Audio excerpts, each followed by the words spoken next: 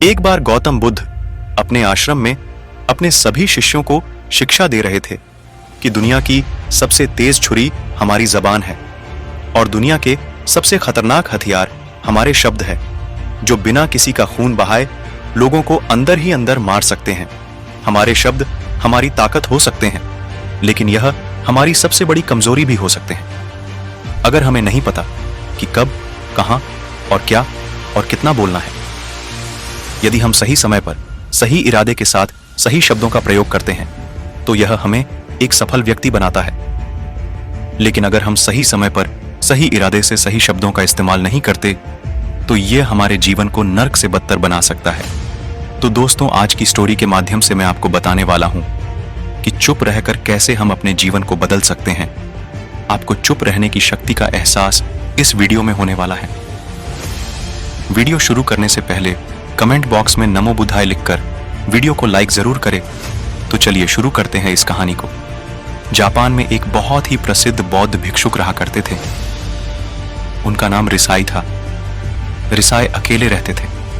दुनिया के शोर शराबे से दूर जंगल में वो रहते थे और वह बड़े ही ध्यानी और प्रभुभक्त व्यक्ति थे, इसलिए वह पूरे जापान में बहुत अधिक प्रसिद्ध थे। एक दिन एक राजकुमार रिसाई के पास आया और बोला, हे प्रिय भिक्षु, मैं हमेशा थका हुआ, निराश और परेशान महसूस करता हूँ।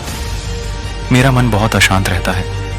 हालांकि मेरे पास सब कुछ है, दौलत, शोहरत, सुख सुविधाएं जो हर व्यक्ति चाहता है या पाने की इच्छा करता है, लेकिन फिर भी मेरे अंदर इतनी अशांति और चिंता क्यों है? रिसाई ने उसकी बात बहुत ही ध्यानपूर्वक सुनी और कुछ सोचने के बाद कहा, तुम इस प्रश्न का उत्तर जानते हो, बस तुमने कभी इस प्रश्न को हल करने की कोशिश नहीं की है। रिसाई ने आगे कहा, मैं एक रिसर्च करना चाहता हूं, क्या तुम मेरा साथ उसमें दोगे? इस रिसर्च के बाद तुम्हारे जीवन में किसी भी तरह की अशांति और चिंता नहीं रहेगी। ये बातें सुनकर राजकुमार बहुत हैरान था।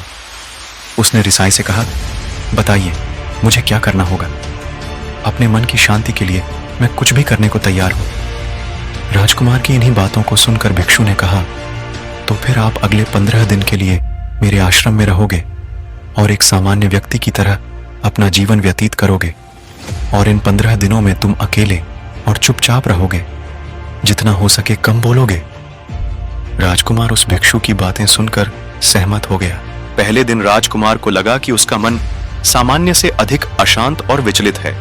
उसके मन में तरह तरह के विचार आ रहे हैं और वह आम लोगों की तरह जीवन जीने में असहज महसूस कर रहा है। उसे अंदर से बोलने की इच्छा हो रही थी, लेकिन वह चुपचाप रहा। उसके मुंह से एक भी शब्द नहीं निकला। बस वह चुपचाप बैठा रहता। लेकिन रात होते होते उसे अंदर ही अंदर शांति का अनुभव होने लगा। उसके लिए यह अनुभव अजीब था। वह खुद से पूछ रहा था कि वह अंदर ही अंदर इतना खुश क्यों है और उसकी आंतरिक बेचैनी और चिंता कम क्यों होने लगी है।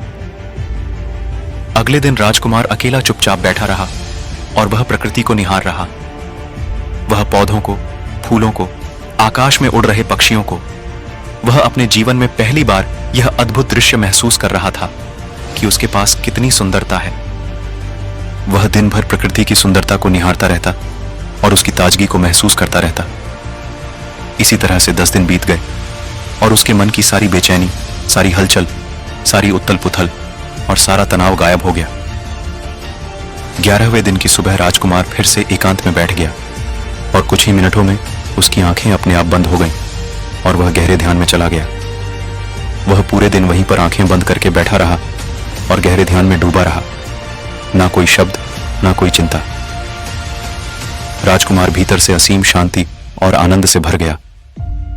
राजकुमार अपने बाकी के 4 दिन इसी तरह गहरे ध्यान में व्यतीत करने के बाद 15 दिन बाद रिसाई के सामने प्रस्तुत हुआ और रिसाई को प्रणाम करके बोला, प्रिय भिक्षु, मुझे उत्तर मिल गया कि मेरे मन में इतनी उथल पुथल और चिंता क्यों थी।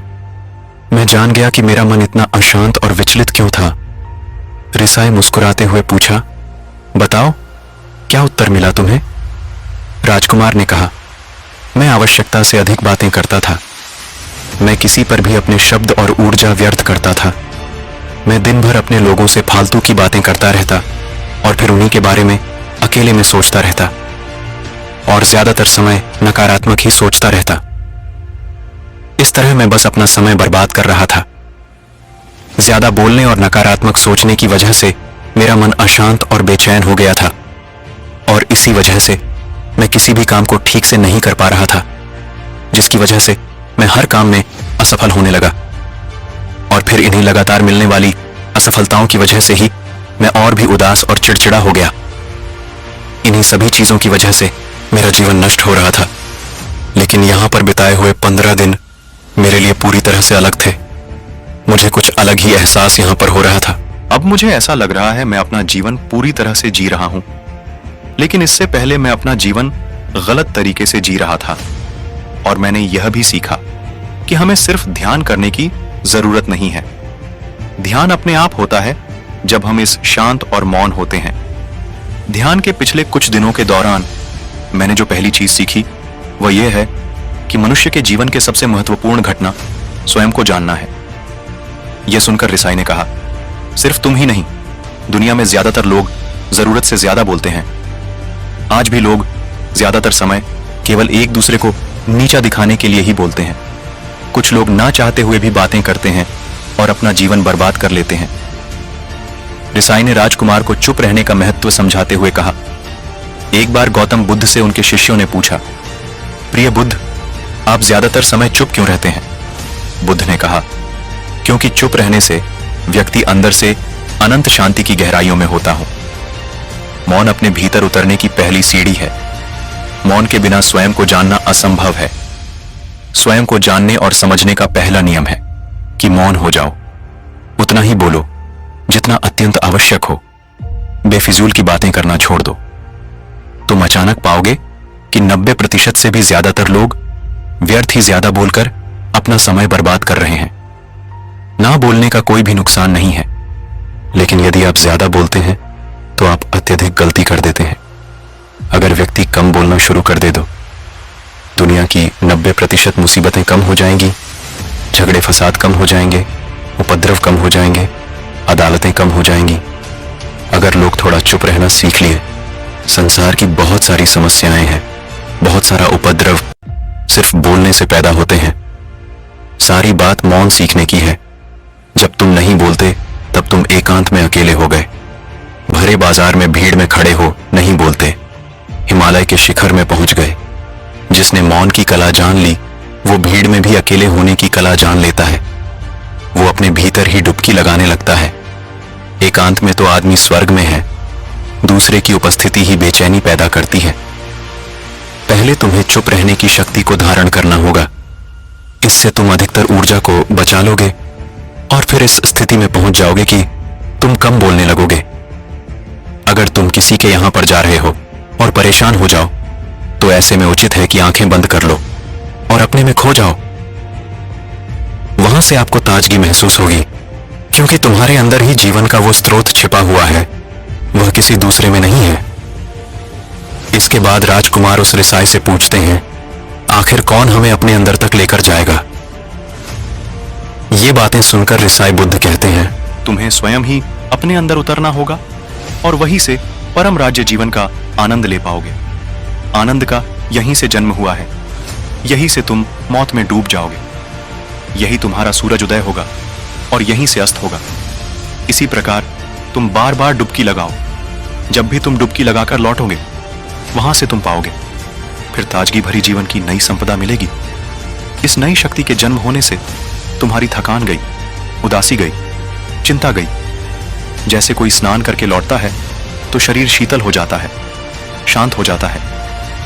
ऐसे ही जब कोई भीतर से साफ होकर वापस आता है, मौन में स्नान करके लौटता है, तो समस्त अस्तित्व, समस्त व्यक्तित्व शांत और मौन हो जाता है, आनंदित हो जाता है। जब तुम आंतरिक मौन की उस पराकाष्ठा पर पहुंच जाओगे, तब तुम पाओगे कि बोलने से भी तुम्हारा मौन खंडित नहीं होता, वो बना ही रहता है। उसकी एक अंतर्धारा लगातार तुम्हारे भीतर बहती रहती है।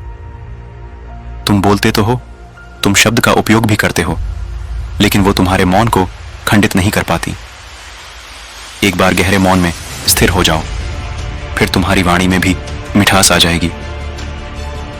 तुम्हारा बोलना संगीतपूर्ण होगा, तुम्हारा बोलना सत्य होगा, तुम बोलोगे तो दूसरों पर भी शीतलता छा जाएगी।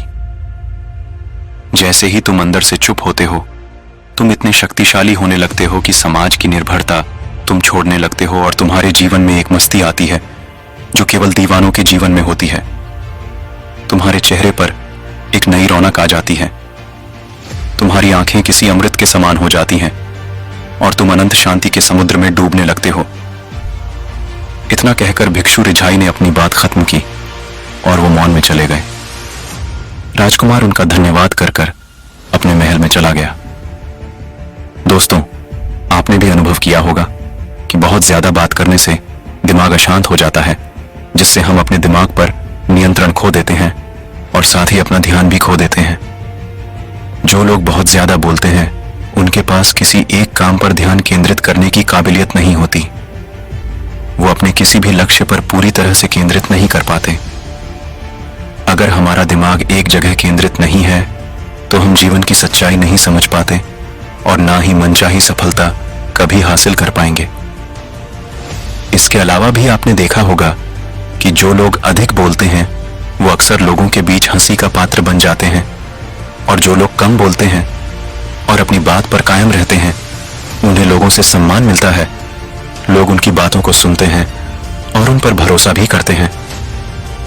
जो लोग जरूरत से अधिक बोलते हैं और अपने विचारों के बारे में पक्के नहीं होते, उनका दिमाग स्थिर और विचलित रहता है, शोर से भरा रहता है, और एक अशांत दिमाग वाला व्यक्ति जीवन में किसी भी चीज में सफल नहीं हो पाता, क्योंकि वह किसी भी काम में फोकस नहीं कर पाता।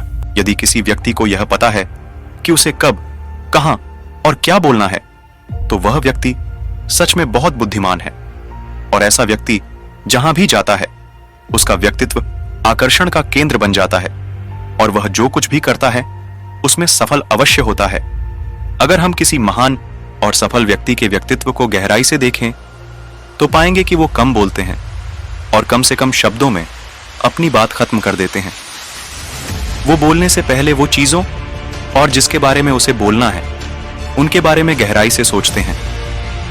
लेकिन जो लोग बहुत ज्यादा बोलते हैं, बहुत बार वो झूठ भी बोलते हैं और अपनी बातों से दूसरों के मन और विचारों पर कचरा डालते रहते हैं। वह ज्यादातर समय दूसरों की बुराई करते रहते हैं, इसलिए उनके अपने भी उनसे नफरत करने लगते हैं और उनसे बचने की कोशिश करते हैं। हमारे भारतीय उपनिषदों में कहा गया है कि हमारे शब्द वास्तविक ब्रह्म शक्ति हैं। मौन से धैर्य आता है, धैर्य से ध्यान, और ध्यान से हम अपने जीवन के बारे में जागरूक हो जाते हैं। इसलिए अगर हम ज्यादा बात करते हैं तो हम मौन को खो देते हैं, जो मन की शांति का पहला स्तंभ है। दोस्तों, आज से हम भी चुप रहने का अभ्यास अवश्य करेंगे। आज से हम भी वही बोलेंगे जो जरूरी है, और हम कोशिश करेंगे कि कम से कम शब्दों में अपनी बात खत्म करें, और हो सके तो कोशिश करेंगे कि रोज कम से कम 30 मिनट एकांत में चुपचाप बैठेंगे। और मुझे पूरा विश्वास है कि इससे हम सबके अंदर एक सकारात्मक बदलाव जरूर आएगा।